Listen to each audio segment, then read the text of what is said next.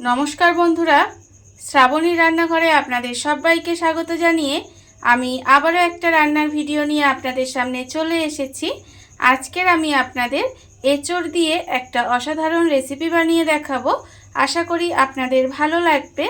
तार जोन्नो किन्तु आमार पुरो भिडियोटा आपनादेर देखते हबे और देखा शुरू करार आगे एकटा लाइक देबेन, सुंदर एकटा कमेंट करबेन और शेयर करते भूलबेन ना। ताहले चलुन आजकेर आमी एई एचोड़ दिये कि बानाई सेटा आपनारा एकबार देखे निन। रान्नाटा करार जोन्नो प्रथमे आमी एखाने देखुन ग्यासटा अन करे एकटा कड़ा बसिए दिएछि। एइबारे आमी कड़ार मध्य दिए देब सर्षेर तेल। एखाने किन्तु बेश किछुटा परिमाणे आमी एखाने सर्षेर तेल दिए दिलाम। देखुन प्राय 5 चामचे 4 থেকে 5 चामचेर मतो सर्षेर तेल दिएछि। एइबारे तेलटा आमी प्रथमे एकटु गरम होते देब। तेलटा आमार एखाने देखुन गरम हये गेछे। एइबारे आमी तेलेर मध्य दिए देब आलू। एखाने आमी किन्तु दुटो माझारी साइजेर आलू एइभाবে एकटु छोटो छोटो डुमो करे केटे धुए परिष्कार करे रेखे दिएछि। सेई आलूगुलो प्रथमे तेलेर मध्य दिए देब। आलूगुलो किन्तु प्रथमे तेलेर मध्य दिए दिते हबे। एइबारे आमी एर मध्य दिए देब देखुन आन्दाज मतो अल्प सामान्य एकटु नुन। अल्प एकटु नुन दिए दिलाम और देब एखाने खूब सामान्य परिमाणेर अल्प एकटु हलुद गुঁড়ো। এই নুন আর হলুদ গুঁড়োটা দিয়ে প্রথমে আলুটাকে খুব ভালোভাবে একটু তেলের মধ্যে ভেজে নিতে হবে। আলুটা কিন্তু প্রথমে এইভাবে একটু লাল লাল করে ভেজে নেব। আর রান্নার শুরুতে আমি আপনাদের প্রতিদিনের মতো একটা কথাই বলবো যে প্লিজ আমার ভিডিওটা আপনারা টেনে টেনে দেখবেন না, পুরো ভিডিওটা দেখুন। আশা করি আপনাদের ভালো লাগবে। তাহলে চলুন আলুটা প্রথমে আমি খুব ভালো করে লাল করে ভেজে নিই। আলুটা আমার এখানে দেখুন লাল করে ভাজা হয়ে গেছে। আলুটা কিন্তু আমি এখানে লাল লাল করে ভেজে নিয়েছি। এইবারে আলুটাকে আলাদা করে তুলে রেখে দেব। আলুটা কিন্তু এখানে আলাদা করে প্রথমে তুলে রেখে দিতে হবে। দেখুন তেলটাকে ভালোভাবে এখানে ঝারিয়ে নিয়েছি। ঝারিয়ে নিয়ে আলুটাকে আলাদা করে এইভাবে প্রথমে তুলে রেখে দেব। আলুটা আমি এখানে দেখুন ভেজে আলাদা করে তুলে রেখে দিয়েছি। এইবারে ওই তেলের মধ্যে কড়াই যে তেলটা আছে তাতেই আমি রান্নাটা করব। প্রথমে আমি তেলের মধ্যে দিয়ে দেব দেখুন এখানে আমি একটা তেজপাতা মাঝখান থেকে আধখানা করে রেখেছি, সেই তেজপাতাটা আমি এখানে দিয়ে দিলাম। এইবারে আমি এর মধ্যে দিয়ে দেব অল্প সামান্য একটু গোটা গরম মশলা। গোটা গরম মশলার মধ্যে আছে একটুখানি দারচিনি আর দুটো ছোটো এলাচ আর দুটো লবঙ্গ। এবারে গোটা গরম মশলাটা আমি দিয়ে দিলাম, দিয়ে একটু ভাজা ভাজা মতো করে নিয়েছি। এবার দিলাম এর মধ্যে অল্প সামান্য একটু হিং। এখানে যেহেতু নিরামিষ রান্না অল্প একটু হিং দিলে এর স্বাদটা কিন্তু অনেকাংশে বেড়ে যায়। দেখুন হিংটা দিয়ে কিন্তু খুব বেশি সময় আমি এখানে ভাজবো না। এইবারে আমি এর মধ্যে দিয়ে দেবো আদা বাটা। এখানে 1 ইঞ্চি পরিমাণে আদা একটু বেটে রেখেছিলাম, সেই আদা বাটাটা আমি এখানে দিয়ে দিলাম। দিয়ে আদাটা দিয়ে একটু তেলের মধ্যে নেড়ে চেড়ে নেব, মানে একটু কষিয়ে নেব যাতে আদার যে কাঁচা গন্ধ থাকে সেটা চলে যায়। আদা বাটাটা দিয়ে দেখুন আমি এখানে কিন্তু একটু কষিয়ে নিয়েছি। এবারে আমি এর মধ্যে দিয়ে দেব টমেটো। এখানে একটা ছোট সাইজের টমেটো আমি এইভাবে একটু কুচি করে রেখেছিলাম, সেই টমেটোটা আমি এর মধ্যে দিয়ে দিলাম। দিয়ে খুব ভালোভাবে একটু মিশিয়ে এইভাবে একটু রান্না করে নেব। দেখুন এইভাবে কিন্তু একটু রান্না করে নিতে হবে। টমেটোটা এখানে দিয়ে কিন্তু একটু সময় এইভাবে একটু রান্না করে নিয়েছি। এইবারে আমি এর মধ্যে দিয়ে দেব গুঁড়ো মশলা। গুঁড়ো মশলার মধ্যে এখানে আছে আন্দাজ মতো নুন, 1/2 চামচ হলুদের গুঁড়ো, 1/2 চামচ লঙ্কার গুঁড়ো, 1/2 চামচ জিরের গুঁড়ো, 1/2 চামচ ধনের গুঁড়ো আর এখানে 1/2 চামচ চিনি। এই সমস্ত গুঁড়ো মশলাগুলো এখানে দিয়ে দিলাম। এবার যেহেতু গুঁড়ো মশলা দিয়েছি সেই জন্য এখানে অল্প একটু জল দিলাম, না হলে মশলাটা পুড়ে যাবে আর তখন কিন্তু খেতে ভালো লাগবে না। তাই অল্প একটু জল দিয়ে এবারে মশলাটা খুব ভালোভাবে কষিয়ে নেব। এই মশলাটা কিন্তু খুব ভালোভাবে কষিয়ে নিতে হবে।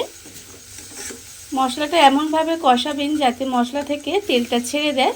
যতক্ষণ না তেলটা ছেড়ে দেবে ততক্ষণ এইভাবে গ্যাসটা লোতে দিয়ে মশলাটা কষিয়ে নিতে হবে।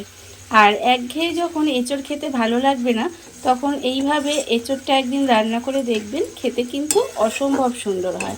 নিরামিষ রান্না কিন্তু খেতে কিন্তু অসম্ভব লাগে।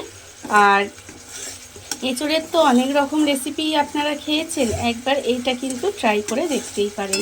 দেখুন এবারে আমি মশলাটা খুব ভালোভাবে কষিয়ে নেব।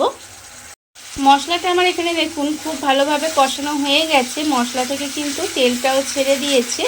এইবারে আমি এর মধ্যে দিয়ে দেব, এখানে আমি রেখেছিলাম দেখুন 100 মুগের ডাল।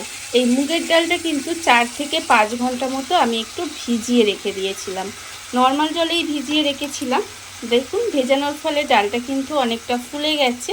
এবারে সেই ভেজানো ডালটা আমি এই মশলার মধ্যে দিয়ে দিলাম, দিয়ে মশলার সঙ্গে এই ডালটা খুব ভালোভাবে এইভাবে মিশিয়ে কিছুক্ষণ রান্না করে নেব। দেখুন মশলার সঙ্গে ডালটা দিয়ে কিন্তু এইভাবে প্রায় 1 থেকে 2 মিনিট এইভাবে একটু রান্না করে নিতে হবে। মুগ ডালটা দিয়ে আমি কিন্তু এখানে প্রায় 2 মিনিট মতো এইভাবে একটু রান্না করে নিয়েছি।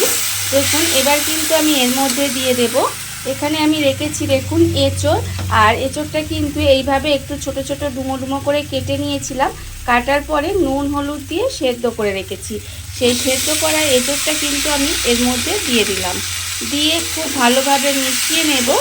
এইভাবে ডাল মশলার সঙ্গে এঁচোড়টা দিয়ে কিন্তু খুব ভালোভাবে মিশিয়ে নিতে হবে।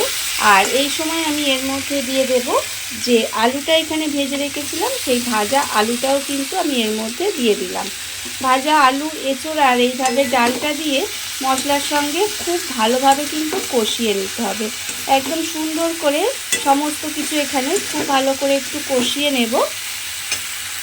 সমস্ত কিছু দেখুন এখানে কিন্তু খুব ভালোভাবে কষিয়ে নিয়েছি, কষানো কিন্তু আমার এখানে হয়ে গেছে। এইবারে আমি এর মধ্যে দিয়ে দেব জল। এখানে আমি খুব বেশি জল কিন্তু দেব না, যেহেতু আলু এখানে ভাজা আছে, এঁচোড় সেদ্ধ আছে, তাই এখানে একটা বড় বাটির একটু জল দিলাম 1 বাটি, আর একটা ছোট বাটির 1 বাটি জল দিলাম, মানে বড় বাটির 1.5 বাটি মতো প্রায় জল দিয়েছি। দেখুন এখানে আলুটা ভাজা আছে আর যেটুকু সেদ্ধ হওয়ার মতো সেটুকুই অল্প জল দিলাম, দিয়ে এইভাবে খুব ভালোভাবে মিশিয়ে ঢাকা দিয়ে কিছুক্ষণ একটু রান্না হতে দেব। আর এতে কিন্তু দেখুন খুব বেশি যে আমি মশলা ব্যবহার করেছি তা কিন্তু করিনি, খুব অল্প মশলায় রান্নাটা হয়ে যায় আর খেতে কিন্তু অসম্ভব সুন্দর লাগে। এইভাবে আপনারাও একদিন বানিয়ে দেখবেন, খেতে আশা করি ভালোই লাগবে। দেখুন এবারে গ্যাসটা লোতে দিয়ে এইভাবে ঢাকা দিয়ে কিছুক্ষণ রান্না হতে দেব। গ্যাসটা লোতে দিয়ে ঢাকা দিয়ে দেখুন আমি কিন্তু এইভাবে কিছুক্ষণ রান্না হতে দিয়েছিলাম। আর এর ফলে এঁচোড় তো আমার সেদ্ধ করাই আছে, এঁচোড় সেদ্ধ হয়ে গেছে, আর আলুও কিন্তু এখানে খুব ভালোভাবে সিদ্ধ হয়ে গেছে। আর ডালটা আপনাদের দেখাচ্ছি, দেখুন ডাল কিন্তু এখানে সেদ্ধ হয়ে যাবে, অথচ একটু এরকম গোটা গোটা থাকবে। দেখুন খুব ভালোভাবে দেখলে বুঝতে পারবেন যে ডাল কিন্তু এখানে সেদ্ধ হয়ে গেছে, কিন্তু একটু এরকম একদম গলে যায়নি, এরকম একটু গোটা গোটা থাকলে খেতে বেশ ভালো লাগে। দেখুন এবারে এর মধ্যে দিয়ে দেব, এখানে আমি দিয়েছি অল্প সামান্য একটু গরম মশলার গুঁড়ো, এর ওপর থেকে দিয়ে দিলাম। আর দেব আমি এখানে ঘি।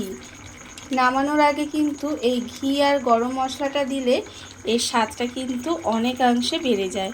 দেখুন এখানে 1 চামচ মতো ঘি দিয়ে দিলাম, দিয়ে আবারও কিন্তু এটা খুব ভালোভাবে মিশিয়ে দেব। মিশিয়ে ঢাকা দিয়ে বেশ কিছুক্ষণ এইভাবে রেখে দিলেই কিন্তু রান্না আমার একেবারে রেডি হয়ে যাবে। আর এটা কিন্তু খেতে অসম্ভব সুন্দর হয়। আমি বারবার বলছি, নিরামিষ বলে মানে খেতে ভালো হবে না সেটা কিন্তু নয়, খেতে ভীষণ ভালো লাগে। আপনারা এইভাবে একদিন হলেও বাড়িতে বানিয়ে দেখবেন, আর খেয়ে দেখে আমাকে কমেন্ট করে জানাবেন যে কীরকম লাগলো আপনাদের। দেখুন আমার কিন্তু রান্না পুরো রেডি।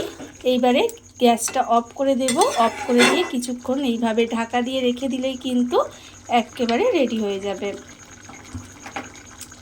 দেখুন বন্ধুরা, বাড়িতে থাকা কত অল্প উপকরণে কত অল্প সময় কত সুন্দর একটা এঁচোড়ের রেসিপি তৈরি হয়ে গেছে, আপনারা দেখতেই পেলেন। আর এটা কিন্তু আমি আগেও বলেছি খেতে অসম্ভব সুন্দর হয়। এইভাবে আপনারাও একদিন হলেও বাড়িতে বানিয়ে দেখতে পারেন।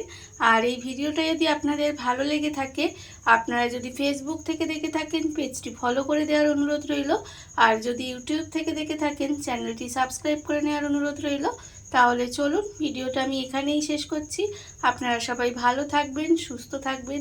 আবারও হাজির হব নতুন কোনো রান্না নিয়ে।